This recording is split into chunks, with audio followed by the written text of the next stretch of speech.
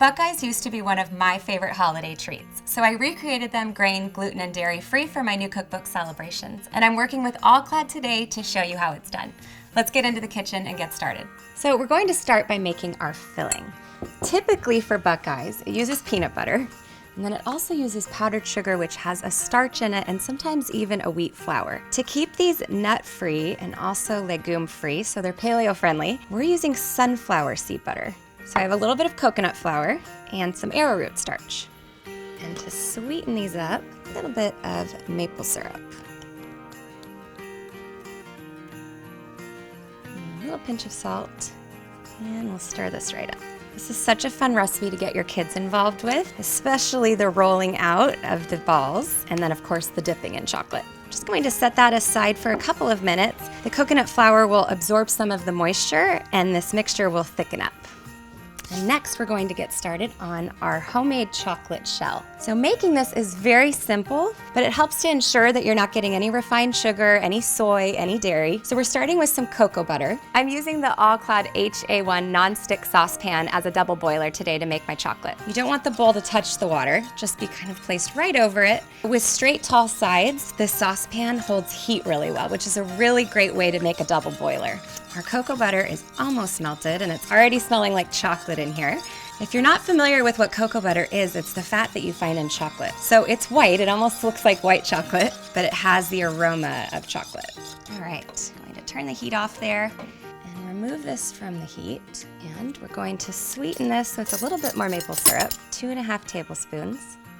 And then we need some cocoa powder to make this chocolate, a little vanilla, and a pinch of sea salt because chocolate and sea salt just go so well together. And I'm just going to switch over to a rubber spatula to finish mixing this in. Making homemade chocolate can seem a little bit daunting, but really it's just a few simple ingredients. Okay, and I'm just going to set that off to the side to thicken up a little bit while we roll out our balls. I'm just going to add a dash of vanilla extract.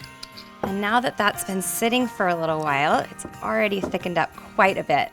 So this is the chance where you can get the kiddos in, get them up on a stool and have them play with this with you. It's kind of just like playing with Play-Doh. Take small portions and roll them out between my palms. I remember making these with my grandma every year. She used to host a Christmas cookie exchange party, you know, where you bake a bunch of different cookies and you go and come home with a platter full of everybody else's cookies. And these were the things that I ate off of that plate first. Just roll in between your palms. Small, kind of gumball-sized balls. You definitely get either your kids or a friend involved with this. It's a little bit tedious, takes a little bit of time, and it's just more fun with other people. So these need to set up in the freezer just for a little bit of time. So I'm just going to pop those in there, and then when we pull them out, we'll dip them in our chocolate, and we'll be ready to go.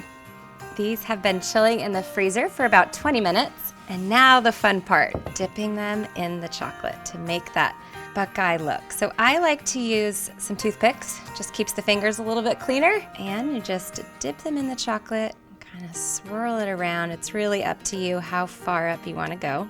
Let a little bit of the chocolate drizzle back off, and then just put them back onto your baking sheet lined with parchment paper.